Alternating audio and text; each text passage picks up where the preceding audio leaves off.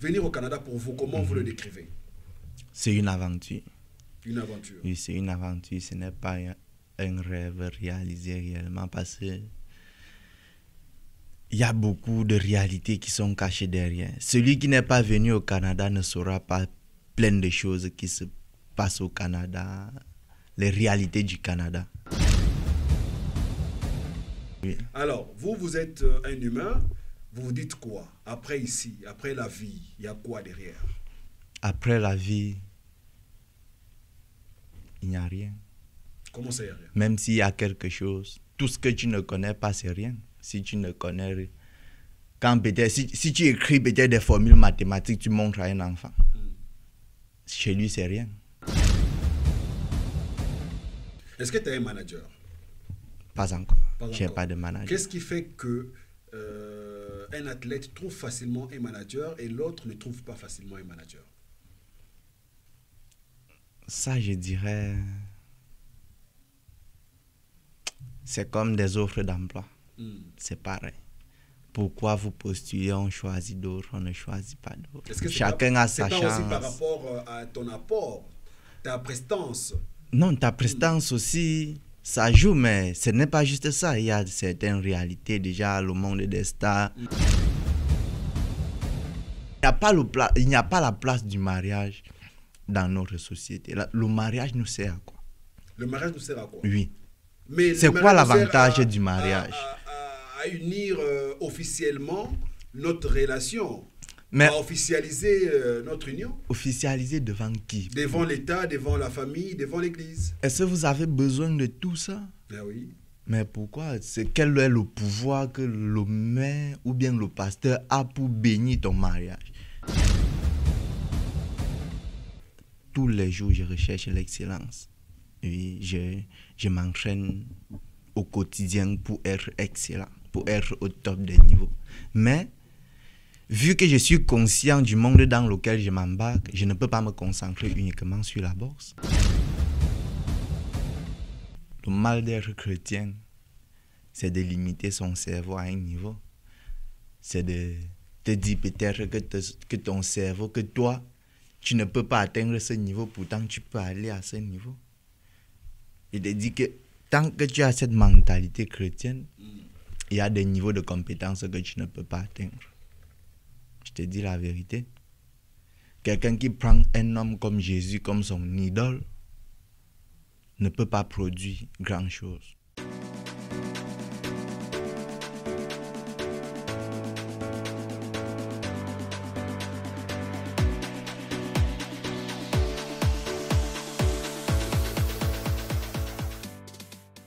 Vous êtes sur Afro-Canada Télévision, vous avez fait le bon choix. Merci de suivre notre émission Et si on parlait. Et aujourd'hui, on a le réel plaisir de recevoir pour vous Yash Marius, qui est un sportif. Il a plusieurs casquettes sur son dos. Et puis, il est technicien en informatique. Avec lui, nous allons parler de beaucoup de sujets sur ce plateau. Yash Marius, bonjour. Bonjour, monsieur Phil. Ouais. Et merci pour cette invitation. C'est un grand plaisir pour moi de me retrouver sur ce plateau avec vous aujourd'hui. Déjà, c'est ma première fois, donc ça me fait énormément plaisir. C'est sûr que ça ne sera pas une dernière. Évidemment. C'est ça. Alors, Yash Marius, oui. Pour les gens qui ne vous connaissent pas, pour la première fois vous passez sur Afro-Canada Télévision, Yash Marius, c'est qui? Yash Marius, c'est un jeune Camerounais passionné par la boxe et l'entrepreneuriat. Vu le milieu d'où je viens, oui. Et le blocage d'esprit avec lequel j'ai grandi, en me disant c'est impossible pour moi d'évoluer, c'est impossible pour moi. On avait un slogan, les Blancs, de rencontrer un Blanc. Je n'avais jamais imaginé rencontrer peut-être un Blanc. Face à face à un Blanc. Oui. Qu'est-ce qui va se passer? Oui, évidemment. Dès mon jeune âge, jusqu'au moment où je découvre que tout ça, ce sont juste des mythes, des blocages d'esprit. Et c'est où j'ai décidé de me lancer à fond dans la vie, chercher à voir réellement ce qui se passe partout. Merci beaucoup, Yash Marius. Avec vous, nous avons beaucoup à dire.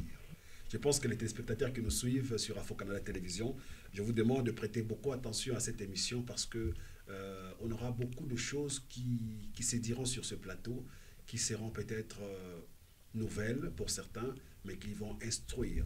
Alors, Yash Marius, vous êtes sportif. Dans quelle discipline vous évoluez? Je fais dans des arts martiaux, boxe anglaise, kickboxing, muay thai, le MMA, donc les sports de combat en général. Et cette passion vient déjà du fait que j'aimais beaucoup regarder les films quand j'étais petit. Vous allez beaucoup au cinéma? Oui, j'allais beaucoup au cinéma. On n'avait pas l'opportunité d'avoir des télés à la maison. Oui. Nous tous là. Évidemment. Et quand tu allais au cinéma, déjà les scènes, tu gardais ça dans ton esprit pour que ça dure le plus longtemps. Évidemment. C'est où cette passion des arts martiaux est née. Alors, mais malheureusement, je n'avais pas d'équipement pour m'entraîner. Bien sûr. Oui, je n'avais pas d'équipement pour m'entraîner. Tout ça, c'était des scènes qui se passaient juste dans ma tête. Mais quand je suis sorti du Cameroun en 2019, je me suis retrouvé en Tunisie. C'est où j'avais accès aux salles de sport. C'est réellement où je me suis lancé dans des entraînements et développé des compétences d'arts martiaux. Ok. Donc là, vous voulez me dire que c'est plus au Tunisie que vous êtes rentré dans le bain des Évidemment, oui. Alors, en Tunisie, vous arrivez en Tunisie, c'est pourquoi? C'était pour une compétition? Non, pour les études. Pour les études. Oui. Après l'obtention de mon baccalauréat au Cameroun, en 2019, je voyage pour la Tunisie, pour une formation en énergie renouvelable. Malheureusement, je n'ai pas pu terminer la formation. Énergie renouvelable avec des éoliennes, quelque chose comme ça? Oui, éoliennes, hydraulique, solaire. Troisième année de la formation, j'ai eu l'opportunité d'obtenir un visa pour le Canada. J'ai dû faire le choix de poursuivre le chemin. Ses études ou aller au Canada. Ou aller au Canada. Vu déjà que la vie d'étudiant était très difficile parce que c'est la famille qui finance tout, tu ne parviens pas à t'en sortir. Il y a des mois. Tu ne peux pas aussi travailler là-bas. Tu ne peux pas aussi travailler, c'est compliqué. Non, c'est difficile, c'est presque impossible. Et c'est la famille qui dépense tout. Tu es obligé d'appeler, ça t'énerve parce qu'il n'y a pas de quoi manger. Il y a une opportunité d'aller au Canada. Là-bas, tu peux au moins te débrouiller sans avoir besoin de la famille pour survivre. C'est où j'ai pris l'option d'aller au Canada. Et une fois ici, j'ai changé complètement de filière. Okay. Mais j'ai quand même suivi certains de vos combats ici au Canada. Quand vous êtes arrivé au Canada, est-ce que vous avez facilement retrouvé vos amis, vos collègues de même discipline pour pouvoir intégrer le monde sportif canadien? Bon, le monde sportif, c'est un monde dans lequel, quand tu pratiques et que tu n'es pas bloqué, tu es une personne qui aime échanger avec des gens, il y aura toujours des gens autour de toi. Il y aura toujours des gens autour de toi pour t'entraîner, pour faire des événements ensemble. Il y aura toujours des gens autour de toi. Donc, quand je suis arrivé ici au Canada, j'étais à Beauport, dans un secteur à Québec. Il y avait une salle de sport pas loin de chez moi. Je me suis inscrit là-bas. Et là-bas aussi, ils font des arts martiaux mixtes. Oui, donc tu as l'accès aux cours de MMA, accès aux cours de boxe. Oui, tout ça, la lutte, muay thai, kickboxing. Et moi, comme j'étais nouveau au Canada, je n'avais pas encore commencé des études ni le travail. Donc tout mon temps, je passais en salle de sport, je faisais juste le sport. Et ça dure un grand nombre de temps avant de commencer les études. Mais là, quand même, tu as eu à pratiquer un ring? Oui, j'ai fait des combats sur des rings. J'ai fait beaucoup de combats où j'ai gagné, j'ai perdu, j'ai mis des KO, mais moi, je n'ai jamais perdu par KO. Et oui, mes combats où j'ai perdu, c'est juste... Mais ça se passe quoi? Ça se passe comment ici au Canada quand on vient comme sportif comme ça et qu'on rentre dans le système? C'est lucratif quand même? Bon, le monde du sport, c'est pas quelque chose que moi particulièrement je maîtrise. Et vu que moi-même, je n'ai pas encore eu l'opportunité de m'introduire dedans à un certain niveau, parce que c'est de niveau en niveau. Déjà, moi, présentement, les combats que je fais, c'est des combats amateurs. Et oui. Donc... Est-ce que tu as un manager? Pas encore.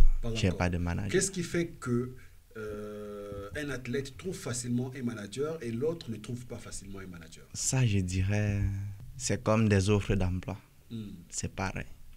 pourquoi vous postulez, on choisit d'autres, on ne choisit pas d'autres. Chacun a sa chance. C'est pas aussi par rapport à ton apport, ta prestance? Non, ta prestance aussi, ça joue, mais ce n'est pas juste ça. Il y a certaines réalités déjà, le monde des stars. Tu crois que oui, le monde du showbiz que tu vois, tu crois réellement que ceux qu'on vous présente comme des meilleurs sont réellement des meilleurs? C'est pas ça. Non, c'est pas ça. Il y a une image qui est cachée derrière. Non, il y a une image qui est cachée derrière. Ceux qu'on vous présente déjà à la télé comme des... Que ce soit dans le domaine du football, boxe, tout domaine confondu, ou bien même de la musique. Oui, tous ceux qu'on vous présente à la télé comme des meilleurs ne sont pas des meilleurs. Moi, par exemple, je suis un meilleur. Je suis un gars très, très efficace. Oui, mais... Alors, où en sommes-nous aujourd'hui dans ta carrière sportive? Est-ce qu'on doit dire que le Canada t'a déçu, tu te mets plus à fond dedans, aller chercher l'excellence dans ta carrière? Non, l'excellence, je recherche ça tous les jours. Tous les jours, je recherche l'excellence. Oui, je m'entraîne au quotidien pour être excellent, pour être au top des niveaux. Mais, vu que je suis conscient du monde dans lequel je m'embarque, je ne peux pas me concentrer uniquement sur la boxe. C'est-à-dire, de côté, je me dis... Tu n'es pas sûr de toi, en fait? Non, pas question d'être sûr de moi. Je suis sûr de moi. Je suis très, très sûr de moi, de ce que j'ai en moi, de ce que je connais. Moi, je vivrais du sport? Je vivrais du sport, oui, mais si je n'ai pas cette opportunité, je vivrais la même vie. Que celle du sport? Oui, c'est ça ma mentalité. Donc je cherche la même vie, de sorte que même si je ne parviens pas à vivre une vie meilleure avec le sport, j'aurai toujours une meilleure vie. Parce que dans ma tête, je me dis, mais les sportifs, ce ne sont pas les gens les plus heureux au monde, ce ne sont pas les hommes les plus riches, mais les sportifs ne sont pas des hommes les plus fortunés du monde. Quand on parle des hommes fortunés, les sportifs n'en font pas partie. Et moi, je me dis, je ne peux pas juste me concentrer sur le sport. Il y a plein d'autres choses à faire à côté qui peuvent te rapporter autant plus que du sport. Donc si je comprends bien, je peux me dire aujourd'hui que M. Yash Marius, vous êtes actuellement sportif juste pour la performance, juste pour la santé? Non, pas juste pour ça. Pour une carrière aussi. Mais c'est comme chez nous, on dit, on fait un peu de tout, tu vois. Et on ne reste pas focus sur... Oui, on ne reste pas focus juste sur un gibier. Ok, oui, c'est ça. Ça c'est bon, M. Marius. Alors, vous n'êtes pas seulement sportif, comme on l'a dit à l'introduction.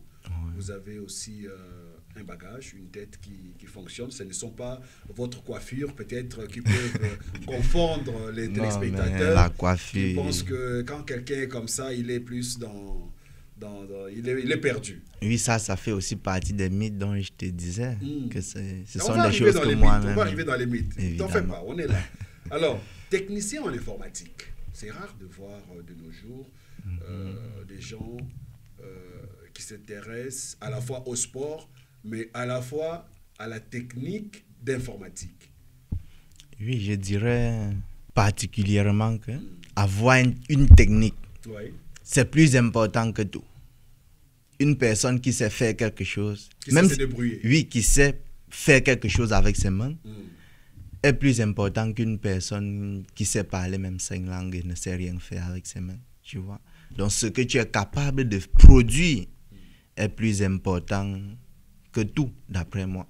Donc moi, au quotidien, je cherche toujours à être productif et je ne fais pas juste l'informatique ici au Canada. Je suis aussi massothérapeute. Ça fait partie de mes bagages intellectuels. C'est une formation aussi que j'ai suivie. La formation que j'ai faite en informatique m'a pris particulièrement 2 ans, 1800 heures. Et c'est une formation qui te donne des compétences d'accéder directement dans le marché du travail. Oui. Oui, malgré que je n'ai pas pu me lancer dans ce domaine. En tant que technicien en informatique, chez Bell, chez Vidéotron, vous avez une place? Oui, il y a une place, mais j'ai aussi vu d'autres opportunités ailleurs. Meilleures? Oui, d'autres opportunités meilleures ailleurs. Et parce que d'après moi, ce n'est pas juste de l'argent. Oui, c'est comme je te dis, ce que tu produis. Je me dis, bâtir peut-être une carrière en massothérapie dans des domaines où je peux devenir entrepreneur dans le futur. C'est plus important que de travailler juste pour avoir de quoi vivre aujourd'hui. Okay. Oui. Parce que moi, je pense au futur, ce que je pourrais produire demain. Et ne pas juste vivre pour travailler pour Belle. J'aimerais aussi travailler pour moi-même. C'est ça, pour c'est vivre. ça, c'est ça. Vous voulez ouvrir votre propre boîte. Évidemment. Et puis, pourquoi pas embaucher du personnel. Évidemment, c'est ça. Former la oui, jeunesse. Former la jeunesse, Mm. oui. C'est pour ça que je dis ce que tu es capable de produire est très important parce que tu peux transmettre cela aux autres personnes. Ok. Oui, tu peux former d'autres personnes, tu peux leur donner la connaissance que tu as. Ok, ça c'est vrai. Là maintenant, nous descendons sur le vif du sujet. Ok. Sur la raison pour laquelle nous vous avons invité ici. Mhm. Vous êtes quelqu'un de très réfléchi. J'ai eu à passer quelques temps avec vous. J'ai compris que vous étiez quelqu'un de très réfléchi. Vous pensez très bien. Moi, je vous jette de fleurs. Merci, c'est gentil. Alors, venir au Canada, c'est quoi? Un rêve réalisé? Venir au Canada pour vous, comment vous le décrivez? C'est une aventure. Une aventure. Oui, c'est une aventure. Ce n'est pas un rêve réalisé réellement parce que il y a beaucoup de réalités qui sont cachées derrière. Celui qui n'est pas venu au Canada ne saura pas plein de choses qui se passent au Canada, les réalités du Canada. Parce que moi-même, avant d'arriver au Canada, je me disais non, je vais arriver au Canada. Un an après, il faut que je construise une maison au pays, je commence à investir. Mais même survivre au Canada, ce n'est pas évident. Vivre ou survivre? Survivre. Survivre. Oui. Survivre, ce n'est pas tout à fait évident. Beaucoup de gens font semblant. Oui, beaucoup de gens refusent même d'accepter cette réalité. Il faut se dire la vérité. Il y a des gens qui survivent, évidemment, qui survivent, mais n'acceptent pas qu'ils survivent. Ils font l'effort pour prouver qu'ils vivent, mais ils ne vivent pas. Mais ils ne vivent pas. Ils survivent. Oui, ils survivent. Qu'est-ce que tu avais en tête, tu pensais, et quand tu es arrivé au Canada, tu as trouvé vraiment le jour et la nuit? Non, je me disais, arriver au Canada, c'est tellement mieux qu'en Afrique, mais je vois que réussir en Afrique pour une personne qui réfléchit normalement, c'est plus facile pour lui que de réussir au Canada. Par exemple. Oui, donne-nous des exemples, comme dans quel domaine, par exemple? Dans quel domaine, par exemple? Dans le domaine, moi particulièrement, nous avons des terres. Oui. Dans l'agriculture? Oui, nous avons des terres. Et j'ai remarqué la terre, ce que la terre produit est plus important que tout. Sans la terre, nous ne pouvons rien faire. Oui. On utilise la terre pour faire l'élevage, on utilise la terre pour faire l'agriculture. Ça, ce sont des domaines clés de la vie. Et on détourne nos cerveaux. On ne s'intéresse pas à ça. Nos terres ne sont pas exploitées par nous. Pourtant, c'est la terre qui produit tout, tu vois. C'est la terre qui produit tout. Toutes les richesses de ce monde viennent de la terre. Bien sûr. Tu vois. Il n'y a aucune richesse qui ne vient pas de la terre. Et quelle est la terre la plus riche sur cette planète? C'est l'Afrique. C'est la terre d'Afrique. Mais nous n'exploitons pas nos terres. C'est ça notre problème. On n'exploite pas nos terres. Puisque vous avez parlé des terres, oui. Est-ce que vous pensez que le fait de ne pas exploiter nos terres nous a été interdit par quelqu'un ou bien parce qu'on nous a donné autre chose à faire à la place? On nous a menti. Je ne dirais même pas qu'on nous a obligés. Non, non. On n'a jamais obligé un Africain à faire quoi que ce soit. L'Africain se laisse juste manipuler. L'Africain se laisse manipuler? Oui, l'Africain se laisse manipuler. Par qui? Par qui, par exemple? Par ceux qui vont profiter de cela. Ça peut être n'importe qui. Toute personne qui va se retrouver face à toi, parce que dans ce monde, comme je te dis, ce que nous recherchons tous, c'est la richesse. Peu importe. La finalité, c'est la richesse. C'est grandir. Et grandir, c'est devenir riche. Tu vois? Et quand tu es face à une personne, tu vois que la personne a quelque chose qui peut t'aider. Et la personne n'utilise pas ça. La personne n'est même pas consciente de ce qu'elle a. On pense toujours que ce que le voisin a est mieux que ce que nous avons. Mais le voisin, lui, il est conscient que ce qu'il a n'est pas mieux que ce que tu as. Je vais te prendre un exemple. Parlant même juste de la terre. Est-ce que tu peux construire une maison avec la terre du Canada? Est-ce que tu peux utiliser la terre? Est-ce que tu peux creuser la terre au Canada, tu construis une maison avec? Non. Mais chez nous, c'est faisable. C'est juste un simple exemple. Chez nous, c'est faisable pour dire notre terre est tellement productive, mais on nous fait croire que la terre du Canada est plus importante que notre terre. Que la terre peut-être des États-Unis, la terre de la France. Mais qu'est-ce que les terres de ces pays peuvent produire comparé à nos terres? Mais nous, on veut vivre sur la terre au lieu de vivre sur nos terres et exploiter notre terre. Si on exploite normalement nos terres, je te jure qu'on va tout produire. On va nourrir le monde. On va nourrir le monde. Parce que tout ce qui nous manque, c'est ça. Exploiter nos terres. C'est ça. Toutes les richesses de ce monde viennent de la terre. Tout ce qui se trouve, par exemple, ce micro qui est devant moi, Ouais. tout ce qu'on a utilisé pour fabriquer ce micro vient de la terre. Waouh, ça c'est vrai ça.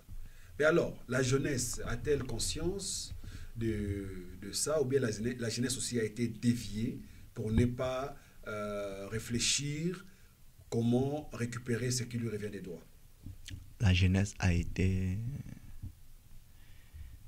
vraiment détournée. Je reviens même encore au monde du sport, comme tu disais, le monde du showbiz. On a utilisé ces gens. Et c'est alors ça mon problème. Moi, vu les connaissances que j'ai, je sais que ce n'est pas facile pour moi d'intégrer ce niveau et d'atteindre le top niveau. Vu les conditions qu'il y a pour Oui, monter l'échelle. Même, je ne dirais pas des conditions, je ne sais pas s'il y a des conditions, parce que moi particulièrement, on ne m'a jamais proposé une condition, mais je sais que les gens qui sont au-dessus, les gens qu'on nous présente, ce sont des gens qu'on utilise pour manipuler le peuple, tu vois. Dans le monde du sport. Non, je ne dirais pas le monde du showbiz, les gens qui nous influencent. Les célébrités. Oui, les célébrités. Ouais, les célébrités sont des gens qu'on utilise pour détourner la jeunesse. Pour détourner l'attention de la jeunesse. Détourner l'attention, c'est détourner une personne, ton attention. Quand on détourne ton attention, c'est toi qu'on a détourné complètement. Par exemple, de nos jours, tous les jeunes garçons, par exemple, je prends l'exemple de mes amis, la plupart, leur rêve, c'est gagner une grosse somme d'argent au pari foot, par exemple.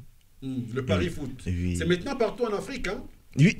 Oui, Dans tous les pays africains. Dans tous les pays, c'est ça le rêve des jeunes. Oui. Tout le monde, maintenant, c'est pari foot. Oui, tout le monde rêve. Mais est-ce que c'est parce qu'il n'y a pas d'emploi? S'il y avait d'emploi... Non, mais quel emploi? Qui va créer l'emploi? Ouais. C'est ça le problème, qui va créer l'emploi? C'est comme moi, je te dis, je suis en train de vouloir devenir massothérapeute dans le futur. Et je sais que de vouloir créer une structure de massothérapie dans le futur. Comme Afro-Canada, oui, comme Afro-Canada, oui, c'est une personne qui a créé Afro-Canada. Je dirais vous, c'est vous qui avez créé Afro-Canada vous-même. Mais qui a créé ça pour vous? C'est le Canada? Non, non. C'est le président du Canada? Comme ça. Même pas un prêt? Non. Vous l'avez fait vous-même? Bien sûr. Évidemment, pourquoi tu me dis pourquoi dire alors qu'il n'y a pas d'emploi? Il n'y a pas quel emploi? Il n'y a pas d'emploi, mais qui va créer l'emploi? Bon, revenons au détournement. On a détourné la jeunesse, on a détourné l'attention. Tout le monde aujourd'hui joue au pari foot. Mais ce n'est pas juste au pari foot. Ça donne aussi des gains. Les gens bénéficient de quelque chose. Mais il faut regarder le risque. Bon, tu bénéficies même sur le champ. Même si tu gagnes 1 million aujourd'hui, c'est quoi tu penses faire avec cet argent? C'est quoi ton projet? Tu joues le pari foot, lui. Il est bien vrai, tu peux même avoir des bonnes pensées pour cet argent et tu gagnes. Ouais. Oui, et tu gagnes. Mais c'est quoi? Qu'est-ce que tu veux faire avec cet argent? Tu joues pourquoi? Évidemment, des gens gagnent. Je connais des gens, ils gagnent tous les jours. Ce que tu dis, c'est vrai, ils gagnent des millions même. Mais parce qu'ils savent qu'ils gagnent tous les jours, ils ont fait mauvais usage. C'est un argent que tu ne peux pas facilement investir. Tu ne peux pas faire quelque chose de bien avec. Tu ne peux pas, parce que c'est un peu comme ça crée certaines formes de secte. Déjà, tu es avec un groupe de personnes, vous jouez, tu sais déjà que bon, telle personne a telle somme d'argent, telle personne attend telle somme d'argent. Une personne, du moment où une personne a gagné, vous faites des programmes en fonction de son argent. Il faut tout dépenser, il faut faire ci, il faut faire ça. Donc ce n'est pas une vie qui peut aider une personne à grandir. Ce n'est pas une vie qui peut aider une personne à grandir. Quand vous voyez le jeune africain aujourd'hui, Oui. vous vous dites quoi dans 10 ans, dans 20 ans? Est-ce que l'Afrique a-t-elle une chance d'élever la tête? Bien sûr, l'Afrique a une chance. Il y a plein de jeunes comme moi, par exemple, qui prennent conscience au fur et à mesure que le temps passe. Et plus le temps va passer, les jeunes vont prendre conscience. Et j'espère même que notre émission fait partie des objets de prise de conscience. Bien sûr. Et oui, évidemment. Donc, avec le temps, dans 10 ans, il y aura plus d'Africains conscients qu'aujourd'hui. Et cela nous permettra d'aller vers un développement. Vous n'avez pas peur de voir, vu tout ce qui se passe en Afrique, vu le déviement, je peux dire, comment je peux dire ça, ce qui se passe, le déviement mental de mœurs, la dépravation de mœurs, tout ça, vous n'avez pas peur que l'Afrique demain manque de ses fils qui peuvent la défendre? Évidemment, l'Afrique déjà a ce manque. L'Afrique déjà souffre à cause de ça parce qu'il n'y a pas ses fils dignes pour défendre l'Afrique. Il y en a, mais combien? Ils ne sont pas assez nombreux pour rivaliser ceux qui sont endormis, parce qu'il faut comprendre que c'est l'Africain endormi qui combat l'Africain éveillé. Ouais. Et oui, parce que peu importe ce qu'on va dire, non, l'Occident fait ça. Jusqu'aujourd'hui, il y a des gens qui crient partout. Ce sont des Blancs qui font souffrir l'Afrique. Mais est-ce que tu as déjà vu un Blanc en Afrique avec l'arme en train de tuer un autre Africain? Non. Il n'y a pas un Blanc en Afrique qui est en train de tirer sur un Africain. Il n'y a pas un Blanc en Afrique en train de couper la tête d'un Africain. Non.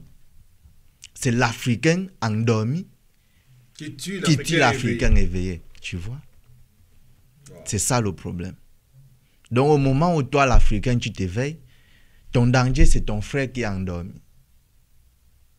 C'est ça ton danger. Celui-là à côté de toi qui est endormi. Parce qu'il va facilement te mordre comme... Lui, il a accès à toi. Tu crois que le Blanc peut facilement arriver là-bas en Afrique, faire ce qu'il veut? Il ne peut pas. On prendra l'exemple d'Ibrahim Traoré, le président du Burkina Faso. Oui, évidemment. Le président Ibrahim Traoré, comme vous dites. On peut dire que c'est un exemple d'Africain éveillé. Lui, tu vois, il dit ce qu'il a dit. Il dit ce qui vient de sa tête. Il dit ce qui vient de son cœur. Il ne dit pas ce qu'on lui demande de dire. Mais est-ce que tu as déjà vu peut-être des Blancs en train d'essayer de le tuer? Il a échappé à plusieurs tentatives d'assassinat. Ouais, mais est-ce qu'on t'a une fois présenté un Blanc comme l'auteur de cette tentative? Jamais. C'est son propre frère. Mais après, pourquoi on va aller dire c'est le Blanc qui empêche l'Afrique de se développer? Ce n'est pas le Blanc qui empêche l'Afrique de se développer. C'est nous-mêmes qui détruisons notre continent. Ce n'est pas le Blanc. Le Blanc, je vais juste dire, c'est quelqu'un... Comme moi, par exemple, si je viens là, je vois que tu es en train de bagarrer avec ton frère. Je vois qu'il y a de l'or qui est en train de tomber, il y a du diamant qui tombe. Je vais ramasser. Oui, je vous laisse bagarrer. Oui, je vous laisse bagarrer, je ramasse. Mais lui n'a rien fait. Il n'est pas la cause de votre bagarre. Vous bagarrez vous-même, vous êtes des fous, vous faites... Il y a des Africains fous. Nombreux d'Africains sont fous. Mais ils ne sont même pas conscients. C'est difficile de prendre conscience, de se dire que oui, je suis réellement fou. Parce que moi-même... Qu'est-ce que l'Africain doit faire aujourd'hui pour prendre cette conscience-là? Qu'est-ce qu'il faut à l'Africain, en fait? Je ne sais réellement pas, parce que ce qui manque à l'Afrique, ce sont des racines. L'Afrique n'a plus de racines. L'Afrique bouleverse comme ça, bouge de gauche à droite. L'Afrique a perdu ses racines. L'Afrique a perdu ses racines. Oui. Il nous faut chercher à implanter l'Afrique dans le sol. Donc il faut des gens comme Ibrahim Traoré. Oui, il faut plus de gens. Il faut plus de gens comme lui, des gens capables de faire face à l'oppression. Okay. Des gens qui ne vivent pas. Oui, des gens qui ne cèdent pas, des gens qui ne vivent pas pour eux. Parce que ce n'est même pas. Oui, parce que le problème, ce n'est même pas la peur de mourir. Je vais te dire le réel problème. Le réel problème, c'est que ces autres Africains qui empêchent l'éveil de l'Afrique, c'est parce qu'ils veulent être au-dessus des autres. Donc, ils sont contents de voir d'autres Africains souffrir et eux, ils se sentent supérieurs à eux, tu vois. Et nous voulons donc des gens qui veulent le bien-être de tout le monde. Est-ce que c'est le cas du président Paul Biya qui est plus de 40 ans au pouvoir? Paul Biya, lui, vu son temps qu'il a passé au pouvoir, avant qu'il ne prenne le pouvoir, je n'étais même pas encore né. Mais Paul Biya, vu l'histoire de mon pays, par exemple, je ne dirais pas que Paul Biya est pire que celui qui était là avant. Parce que nous, chez nous, il y a des guerres qui se sont passées pendant la période de notre ancien président Ahidjo. Et ces guerres où nos leaders, tous nos leaders ont été assassinés, c'était lui qui donnait l'ordre d'assassiner. Lui peut-être aussi il exécutait les ordres du haut. Là. Les ordres du haut venus de qui? De l'Occident peut-être, on sait De pas. l'Occident, mais pourquoi tu acceptes?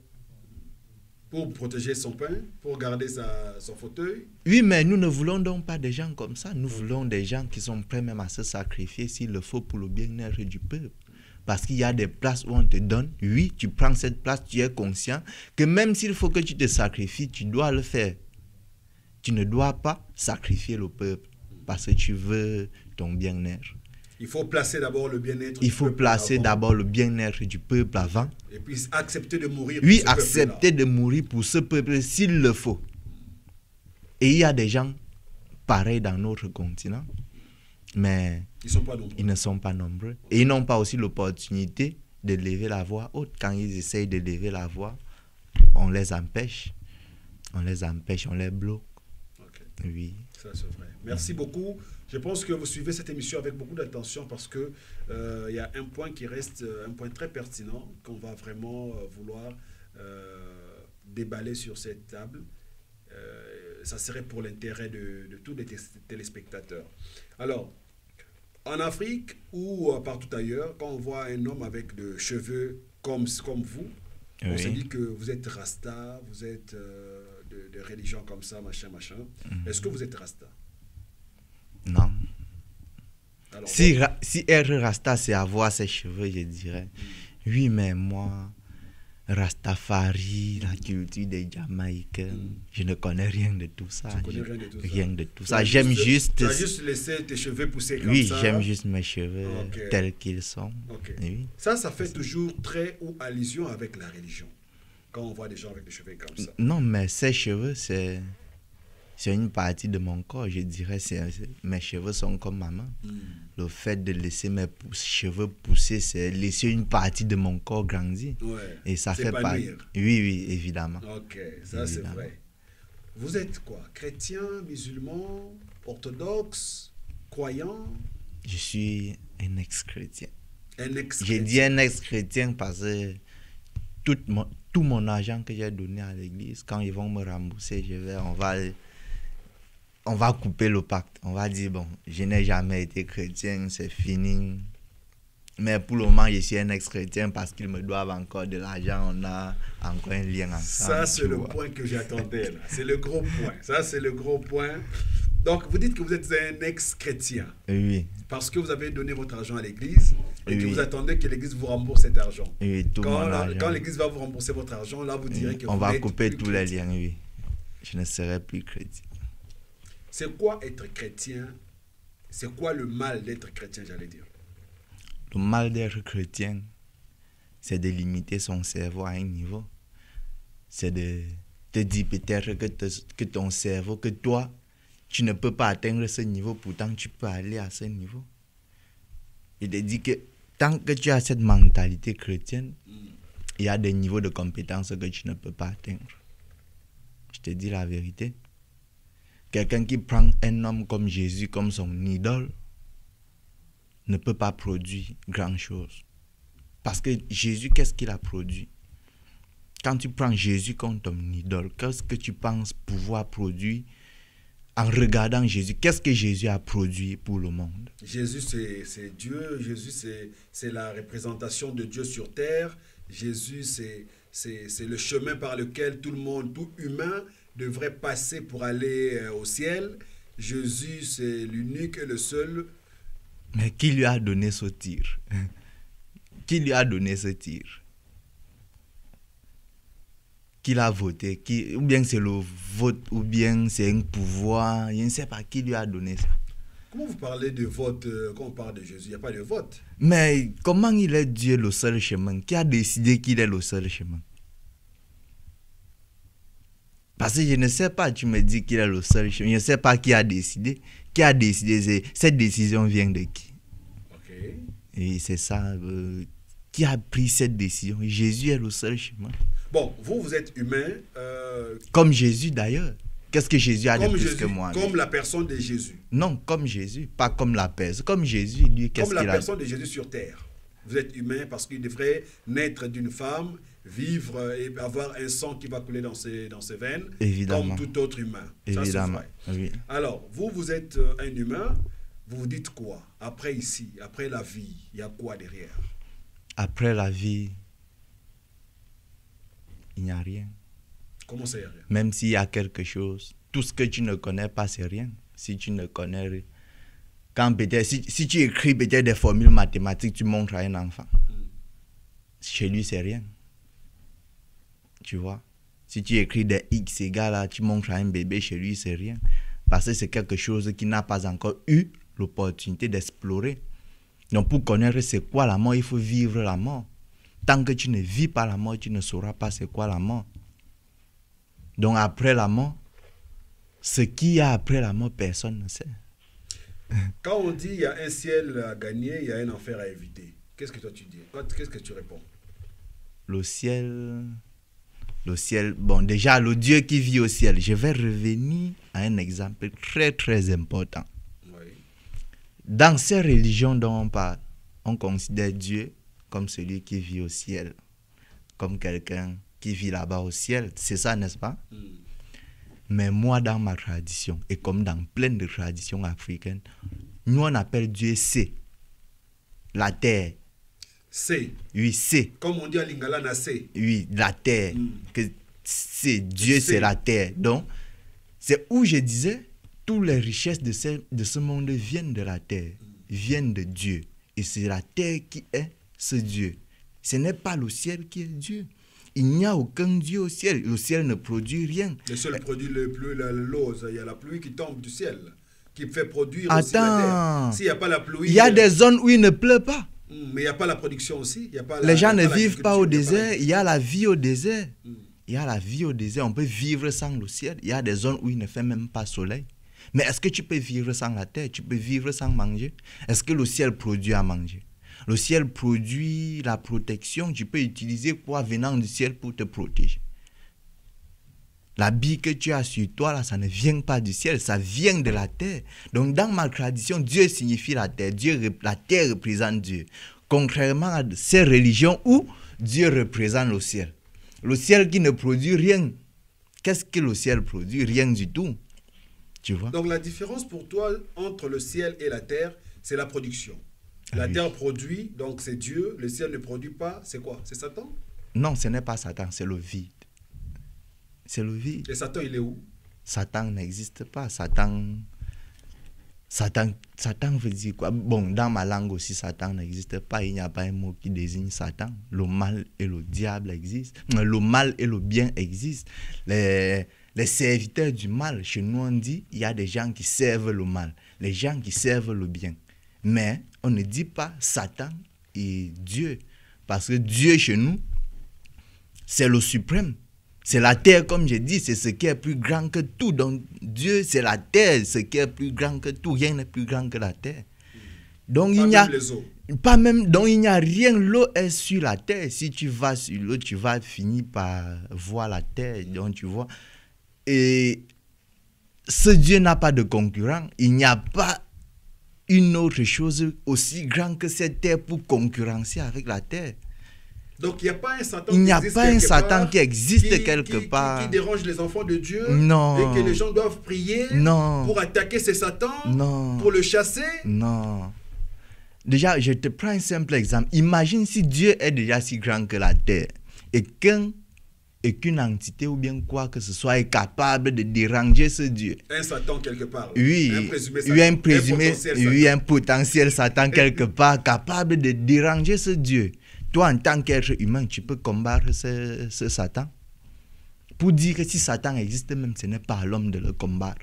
Satan est plus puissant que l'homme s'il existe réellement. L'homme ne peut pas le combattre s'il existe réellement. Parce que Satan, quelqu'un qui combat avec Dieu. Toi, l'homme qui ne peut même pas attaquer le lion, tu vas attaquer Satan. Quelqu'un qui peut rivaliser avec Dieu.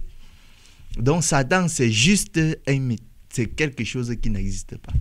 Satan, il n'y a pas un Satan qui dirige. Tu veux par là dire que le monde est divisé en deux parties. Il y a une partie qui est gérée par Dieu et une autre partie qui est gérée par Satan. Non, mais je ne dis pas ça. Moi, je te pose des questions. Oui, mais c'est ce que les gens pensent. Que le monde, c'est une équipe de football où il y a l'équipe de Dieu, il y a l'équipe de Satan et les gens passent autant à s'affronter, non? Mais attends, si ce Satan, ce potentiel Satan n'existait pas, alors d'où est venue la mort, la maladie, la douleur de l'enfantement, toutes ces choses, d'où sont-elles venues? Mais tout ça vient de nous-mêmes. De nous-mêmes? Oui. Comment? La mort. Par où cela est-elle entrée dans nos vies? Pour avoir fait quoi? Pour mourir, tu ne veux pas mourir. D'après toi, la mort, c'est une mauvaise chose. La mort, c'est une étape de la vie. Ce n'est même pas la fin, c'est une étape de la vie. Comme quoi? Donne-nous l'exemple d'une autre étape de la vie que tu connais. Comme grandir. Ah bon? Oui. Comme une femme dont les seins poussent. Quand une femme n'a pas de seins, à une étape de sa vie, ses seins poussent. C'est comme à une étape de sa vie aussi. Elle abandonne le corps physique qu'elle a. On ne sait pas où. Parce que toi-même, où nous parlons chaque jour, je vais te dire, ça c'est ma main. Ça c'est mon corps. Ça, c'est ma voiture. Oui, ça c'est mais qui je suis réellement. Quand nous mourons, nous abandonnons donc tout ce que nous avons. Nous repartons donc quelque part d'où nous venons. Donc si tu veux savoir où tu vas aller après la mort, il faut chercher où tu es venu.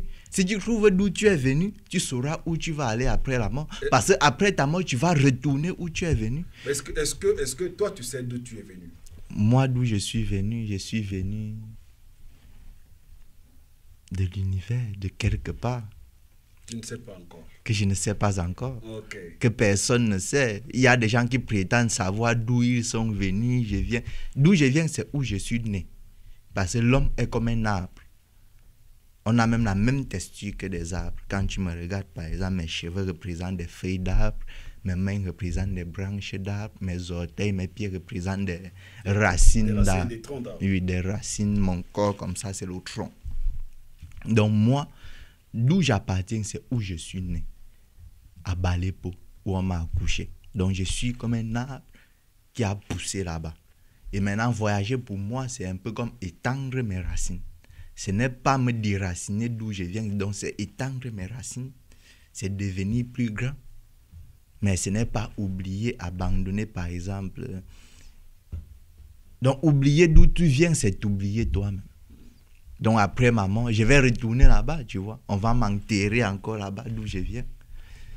En vous entendre, j'ai comme l'impression que vous êtes parmi ces gens qui encouragent, je dirais, la polygamie. La polygamie? Est-ce mauvais d'avoir 2-3 femmes? Jusqu'à combien êtes-vous prête d'aller chercher? Moi particulièrement, la polygamie, ce n'est pas quelque chose que j'encourage.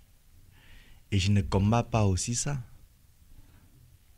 Ni pour ni contre. Je ne suis ni pour ni contre. Mais je suis pour le bien-être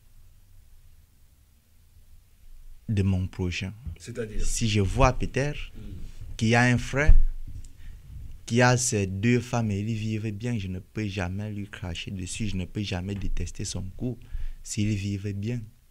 Mais il y a des gens qui se marient, même à l'église, mais combien de mariages d'église font des années de nos jours? Ils vont aller se marier, quelques jours après, le mariage n'existe plus. Mais les mariages qui ont réellement duré des années jusqu'à aujourd'hui des familles qui durent des années jusqu'à aujourd'hui, ce sont des familles polygames. Des familles polygames? Oui, des familles polygames. Des familles qui existent, qui sont soudées jusqu'à aujourd'hui. Ce sont des familles polygames. C'est pourquoi? Parce que le monsieur, il est...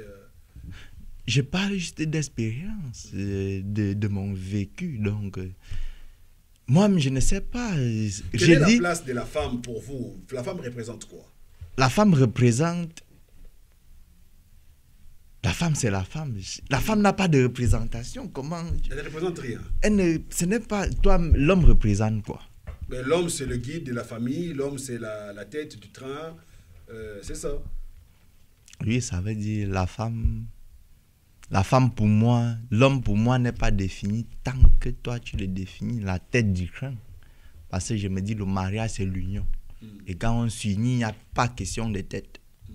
Il y a l'union. Donc quand on s'unit, il n'y a plus de dissociation. C'est pourquoi même dans nos cultures aussi, on ne divorce pas. Quand vous êtes marié, c'est pour la vie. C'est pour la vie. Vous ne divorcez plus. Même si vous vous séparez, vous êtes unis. Donc quand on se marie, on s'unit. On va partager le patrimoine. Vous allez pas. Vous avez un patrimoine familial à partager.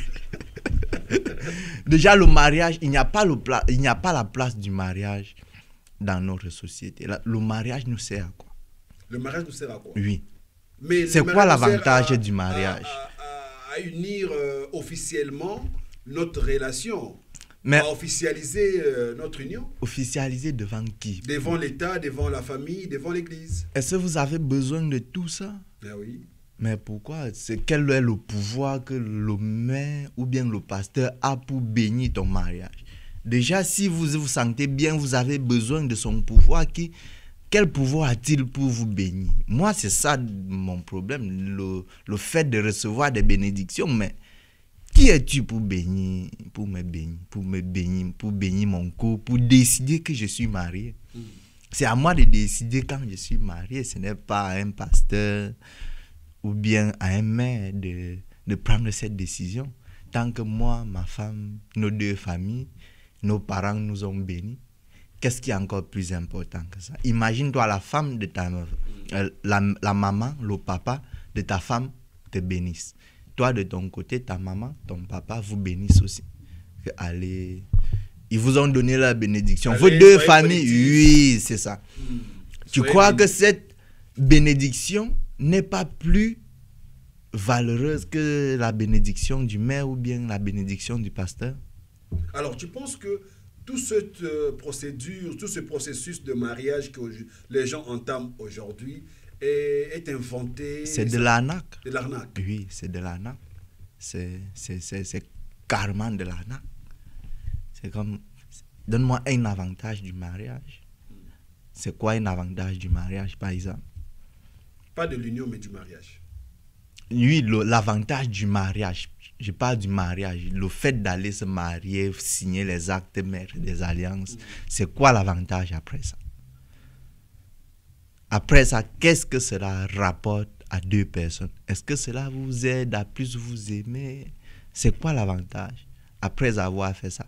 Est-ce que cela justifie que vous n'allez plus jamais vous séparer? Parce que moi, je ne vois pas l'avantage.